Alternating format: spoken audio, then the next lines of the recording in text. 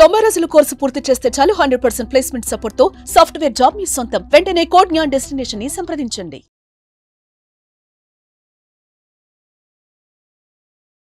నమస్తే, నేను విజయ్.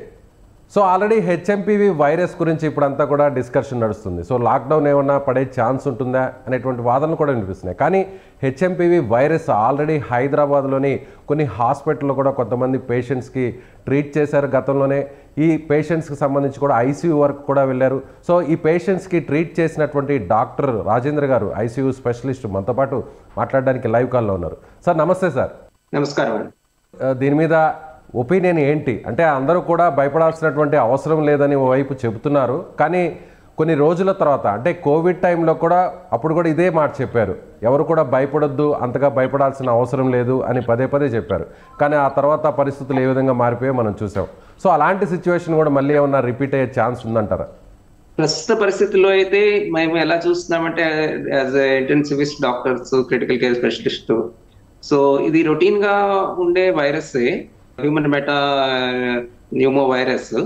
మేము సెప్టెంబర్, అక్టోబర్లో కొన్ని కేసెస్ చూసాము, ఐసీయూలో అడ్మిట్ అవ్వటం కూడా చూసాము, పెద్దవాళ్ళలో కూడా. కానీ వాళ్ళందరూ చక్కగా రికవర్ అయ్యారు. సో ఈ సీజన్ లో కూడా ఇది కామన్ గా వచ్చేదే. ఇప్పుడు కొత్తగా మనకి ఇక్కడ నమోదయ్యాయి సార్ కేసెస్. హైదరాబాద్ లో కూడా చూసాము అక్టోబర్, నవంబర్ లో. లాస్ట్ అక్టోబర్, నవంబర్ లో. ఇది రొటీన్ గా ఉండే వైరస్ ఏనండి. ఓకే, దీనికి భయపడాల్సింది ఏమి లేదు. సో కాకపోతే ఇమ్యూనిటీ తక్కువ ఉన్న వాళ్ళకి కొంచెము లంగ్ మీద ఎఫెక్ట్ కొంచెం తీవ్రంగా కనిపిస్తుంది, కానీ బాగానే రికవర్ అయ్యే వెళ్ళారు. మెయిన్ గా ఏంటంటే మ్యూటేషన్ ఏమైనా వస్తుందేమోనని వాచ్ చేయాలి. మ్యూటేషన్ వచ్చి అది పొటెంట్ అయితేనే ప్రాబ్లమ్. ఇది రొటీన్ గా వచ్చే వైరస్ ని ట్రాన్స్ఫార్మ్ అయ్యి రూపాంతరం చెందితేనే problem. So research, surveillance continue చేయాలి. ఐసీఎంఆర్ కానీ, ఇండియన్ వైరాలజీ ఇన్స్టిట్యూట్స్ కానీ, గవర్నమెంట్ ఆర్గనైజేషన్స్ సర్వైలెన్స్ చేసుకుంటా వాచ్ చేసుకొని గైడ్ చేయాలి. ప్రస్తుత పరిస్థితిలో అయితే మనము ఇది రొటీన్ గా వచ్చే వైరస్ అనే అనుకోవచ్చు. ముఖ్యంగా చిన్నపిల్లల్లో కూడా ఈ సంఖ్య పెరుగుతుంది సార్. మనం చూసాము నిన్నంతా కూడా దాదాపు 6 నుంచి 8 వరకు కూడా కేసులు వచ్చాయంటే అందరూ కూడా నెలల వయసు ఉన్నటువంటి చిన్నపిల్లల్లోనే నిర్ధారణ అవుతుంది. ప్రత్యేకించి చిన్నపిల్లల్లోనే ఎందుకు గుర్తిస్తున్నారనుకోవచ్చు? ఇది మెటాన్యూమో వైరస్ క్యారెక్టరిస్టిక్ అదండి. ఇమ్యూనిటీ తక్కువ ఉన్న వాళ్ళలో వస్తుంది. సో చిన్నపిల్లలకు ఇమ్యూనిటీ తక్కువ ఉంటుంది. సో చిన్నపిల్లలు, మరీ పెద్ద వాళ్ళు, elderly patients or patients on immunosuppressants like steroids కానీ, కీమోథెరపీ కానీ, వీళ్ళకి ఇమ్యూనిటీ తక్కువ ఉంటుంది కాబట్టి వీళ్ళు ఎఫెక్ట్ అవుతుంటారు. మెటాన్యూమో వైరస్ క్యారెక్టరిస్టిక్ అదండి. ఇప్పుడు ఆల్రెడీ కొన్ని కేసెస్ను కూడా మీరు ఆల్రెడీ ట్రీట్ చేశారు హైదరాబాద్లో కూడా, పెద్ద వయసున్న వారు కూడా అంటున్నారు. అంటే వాళ్ళ సిచ్యువేషన్ ఐసీయూ వరకు వచ్చిందా, లేదంటే నార్మల్ గానే ట్రీట్మెంట్ చేశారా? నేను ఇంటెన్సివ్ కేర్ స్పెషలిస్ట్ కాబట్టి నాకు ఐసీయూలో ఉన్న పేషెంట్స్ తోనే మనకు టచ్ లో ఉంటాము. సో మేము చూసింది న్యూమోనియా పేషెంట్స్, ఐసీయూ పేషెంట్ నేనైతే చూశాను. ఎందుకంటే వార్డు, ఓపీ వాటిల్లో ఈ ఆర్టీపీసీఆర్ టెస్ట్ రొటీన్ గా చేయరు, ఎందుకంటే ఇది కాస్ట్లీ అనమాట, ఎక్స్పెన్సివ్. సో బాగా పేషెంట్ సిక్ గా ఉన్నప్పుడు మాత్రమే రొటీన్ ల్యాబ్ టెస్ట్ లో కనిపించకపోతే మనం వైరల్ సెరాలజీ కానీ, ఆర్టీపీసీఆర్ ప్యానెల్ కానీ పంపిస్తాము, దాంట్లో కనిపిస్తూ ఉంటుంది. సో ఇప్పుడు మీరు ట్రీట్ చేసినటువంటి పేషెంట్స్ కండిషన్ అప్పుడు ఎలా ఉంది సార్? అంటే ఐసీయూకి వచ్చే టైంలో వాళ్ళకు ఉన్నటువంటి ప్రాబ్లమ్స్ ఏంటి? సో ఎన్ని రోజులు ట్రీట్ చేశారు? మొత్తం ఐసీయూలో ఎన్ని రోజులు ఉన్నారు? వేరే ఇతర సమస్యలు ఏమన్నా ఉన్నాయా? అంటే కేవలం ఈ వైరస్తోనే వచ్చారా, లేదంటే వేరే ఇబ్బందులు ఏదన్నా ఉన్నటువంటి పరిస్థితి ఏమన్నా కనిపించిందా? అవును, వీళ్ళందరికీ కోమార్బిడిటీస్ ఉన్న వాళ్ళు, elderly patients, diabetes, chronic kidney disease, heart failure patients, ఈ సిఓపిడి అంటే క్రానిక్ అబ్స్ట్రక్టివ్ లంగ్ డిసీజ్ అంటారు, ఈ వీళ్ళ అనమాట. సో వీళ్ళందరూ కూడా న్యూమోనియాతో వచ్చారు, కానీ ఆక్సిజన్ రిక్వైర్మెంట్ ఉండి ఐసీయూలో 4-5 డేస్ అబ్జర్వ్ చేసి రికవర్ అయిపోయి వెళ్ళిపోయారు. సో అందరూ కూడా ఖచ్చితంగా ఆక్సిజన్ తీసుకున్నారు. సో ఆ కండిషన్ లోనే వచ్చారు, ఆక్సిజన్ పేషెంట్సే వచ్చారు. ఐసీయూ పేషెంట్స్ గురించి మాత్రమే నేను మాట్లాడుతున్నాను. సో వాళ్ళకి ఆ న్యూమోనియా వల్ల లంగ్ కొంచెం వెట్ అవుతుంది. సో దానివల్ల ఆక్సిజన్ టెంపరీగా రిక్వైర్మెంట్ ఉంటుంది. సో ఆక్సిజన్ ఒకసారి లంగ్ కొంచెం రికవర్ అవుతున్న కొద్దీ ఆక్సిజన్ రిక్వైర్మెంట్ తగ్గిపోతుంది. They recovered and went out. మీరందరూ ప్రాణాపాయ స్థితి వరకు వెళ్ళారా, లేదంటే నార్మల్ గానే డిశ్చార్జ్ అయ్యారు సార్? అంటే ఎలా ఉంది వాళ్ళ స్టేజ్? క్రిటికల్ గా ఉన్నిందా, నార్మల్ గానే ఉన్నింది?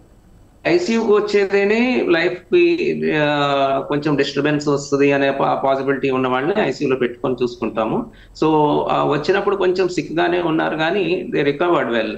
మొత్తం ఎంతమంది పేషెంట్స్ వచ్చారు సార్? ఎంతమంది పేషెంట్స్ని ఐసీయూలో మీరు ట్రీట్ చేయడం జరిగింది? అక్టోబర్ నవంబర్లో చేశారంటే మీ హాస్పిటల్లో ఎంతమంది పేషెంట్స్ వచ్చారు ఈ కేసెస్తో? అంటే బేసిక్గా ఏంటంటే మేము అఫోర్డబుల్ పేషెంట్స్ మాత్రమే మనం ఆర్టీపీసీఆర్ టెస్టులు చేస్తాము. అది ఆల్మోస్ట్ 6,000 to 8,000 టెస్ట్ ఉంటుంది అనమాట. అది ప్యానల్ ఉంటుంది, మల్టిపుల్ ఫ్లూయెంజావా కానీ ఈ కోవిడ్ టెస్ట్ కానీ ఒక 10 వైరస్ల వరకు టెస్ట్ చేస్తారు. సో దానికి వాళ్ళు అఫోర్డబుల్ నుండి కన్సెంట్ ఇస్తేనే చేయగలిగాం అందరికి. మేము 2 పేషెంట్స్ మాత్రం పాజిటివ్ మెటాన్యూమో వైరస్లు చూసాము. సో వీళ్ళకి ఎలాంటి లక్షణాలు ఉన్నాయి సార్? అంటే ఇప్పుడు ప్రజెంట్ చెప్తున్నటువంటి లక్షణాలే కోవిడ్ లక్షణాలు కనిపించాయి వీరిలో కూడా?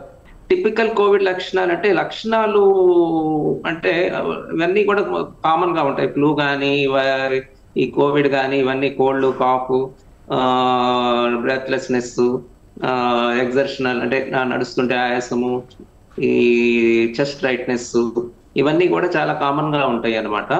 సో కోవిడ్ లక్షణాలు అవి అంటే మనం సిటీ స్కాన్ వాటిలో కొన్ని క్యారెక్టరిస్టిక్ ఫీచర్స్ ఉంటాయి. సో వీళ్ళకి కోవిడ్ లక్షణాల వరకు అయితే సిమ్టమ్ వైజ్ సిమిలర్ ఉన్నాయండి. రేడియోలాజికల్ గా సిటీ స్కాన్ వైజ్ మాత్రం కోవిడ్ లాంటి పరిస్థితి కాదు. ఇప్పుడు మీరు ట్రీట్ చేసినటువంటి పేషెంట్స్ అందరూ కూడా ఏజ్ గ్రూప్ వాళ్ళు సార్? ఐసీయూలో అడ్మిట్ అయిన వాళ్ళందరూ కూడా మోస్ట్లీ 70+ అండి. 70+. చిన్నపిల్లలు అయితే ఎక్కడ కనిపించలేదు ఆ కేసెస్ ఎక్కడ కూడా మనకి ట్రేస్ అవుతుంది. అడల్ట్ క్రిటికల్ కేర్ అండి మా hospital, adult critical care. So we don't deal with paediatric. So అప్పుడు అంటే వీళ్ళ దగ్గర నుంచి మిగిలిన వాళ్ళకు కూడా స్ప్రెడ్ అయినటువంటి పరిస్థితులు ఏమైనా కనిపించాయా? హెచ్ఎంపీవీ వైరస్ మీరు ఆల్రెడీ ట్రీట్ చేశారంటున్నారు. సో వాళ్ళ ఫ్యామిలీ మెంబర్స్ కానీ లేదంటే మిగతా వాళ్ళు కూడా సిమ్టమ్స్ కనిపించడం కానీ? మేము వైరల్ న్యూమోనియా సస్పిషన్ పేషెంట్స్ కి ఐసోలేషన్ లో పెడతాము. Separate cubicles, separate exhaust fans ఇవన్నీ ఉంటాయి. సో వాళ్ళని మేము మిక్స్ చేయము. సో మేము సపరేట్ గా పెట్టాము. సో ఎవరికి కూడా ఇంటర్నల్ స్ప్రెడ్ కానీ హాస్పిటల్ ఎంప్లాయీస్ కానీ వర్కర్స్ కానీ ఏమి ఎఫెక్ట్ అవ్వలేదు. మొత్తం ఎన్ని రోజుల వరకు ఐసీయూలో వీళ్ళు ఉన్నారు సార్ వచ్చిన patient? Depends on lung condition అండి. అదర్ కోమార్బిడిటీస్ ఎలా డిస్టర్బ్ అయ్యాయి అనేది దాన్ని బట్టి ఉంటాయి. యావరేజ్ గా అంటే 4-5 days ఉన్నారు.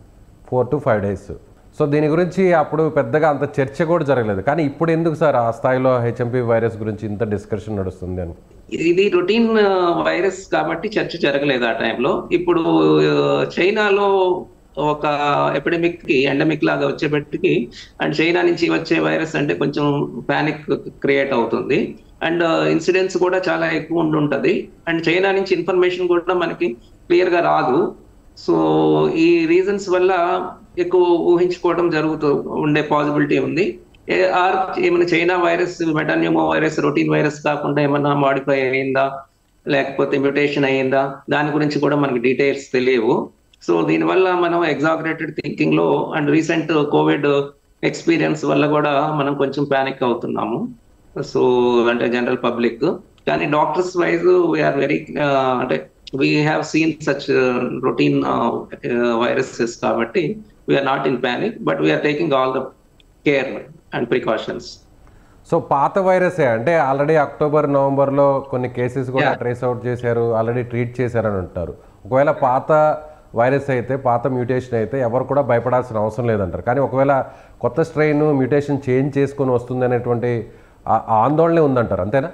అంతే, ఆందోళనే ఉంది. కాకపోతే మనం సర్వైలెన్స్ చేసుకోవాలి. ఏమైనా క్రాప్స్ అంటే ఇన్సిడెంట్స్ ఏమైనా పెరుగుతుందా, ఏ గ్రూప్ ఆఫ్ పేషెంట్స్ కి అవుతుంది, వాళ్ళకి ఏమైనా కాంటాక్ట్స్, ట్రావెలింగ్ హిస్టరీ కానీ కాంటాక్ట్స్ కానీ ఇవన్నీ ట్రేస్ అవుట్ చేసుకుని అని మనం మానిటరింగ్ చేసుకోవాలి. Basic at this point of time more than panic action plan పెట్టుకొని మానిటరింగ్ చేసుకోవాలి. ఒకవేళ పాత స్ట్రెయిన్ అయితే హెచ్ఎంపీవీ వైరస్ ఇది సీజనల్గా వచ్చేటువంటి వైరసా లేదంటే సమ్మర్లో కూడా దీని ఇంపాక్ట్ ఎక్కువ ఉండే అవకాశం ఉందంటారు? అంటే కేవలం ఇది వింటర్ సీజన్లోనే దీని ప్రభావం ఉండే ఛాన్స్ ఉంటుందంటారా?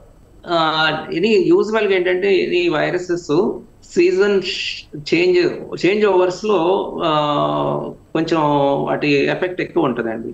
వింటర్ నుంచి సమ్మర్కి వచ్చేసి దాంట్లో summer to rainy season transition time ఉంది కదా, ఆ టైంలో కొంచెం ఎక్కువ ఇన్సిడెంట్స్ ఎఫెక్ట్స్ కనిపిస్తూ ఉంటాయి. సో వీళ్ళకి అంటే ఇప్పుడు ఆల్రెడీ అడ్మిట్ అయినటువంటి పేషెంట్స్కి ఎలాంటి ఫుడ్ కానీ ఎలాంటి మెడిసిన్ కానీ ఇచ్చారు సార్? స్పెషల్ ఫుడ్ లాంటిది ఏమి ఉండదండి. అండ్ మెడిసిన్స్ అనేవి మనము అదర్ పాసిబిలిటీస్ కూడా ఆలోచన చేస్తాం కాబట్టి సో వాటికి సంబంధించిన ట్రీట్మెంట్ చేస్తూ ఉంటాము. బేసిక్గా ఏమేమి ఆర్గాన్స్ ఎఫెక్ట్ అయినాయి, వాటిని ఎలా సపోర్ట్ చేసుకోవాలి, అదర్ కోమార్బిడిటీస్ని ఎలా బ్యాలెన్స్ చేయాలి, వాటి మీద ఎక్కువ ఉంటుంది కాన్సన్ట్రేషన్. ఐసీయూ వరకు అడ్మిషన్ అయ్యారు అని అంటే వాళ్ళకి అదర్ ప్రాబ్లమ్స్ ఉన్న వాళ్ళే వచ్చారు అంతే తప్ప కేవలం హెచ్ఎంపివి వైరస్ తీవ్రత పెరిగి ఎవరు కూడా రాలేదు అంతేనంటారా? కరెక్ట్.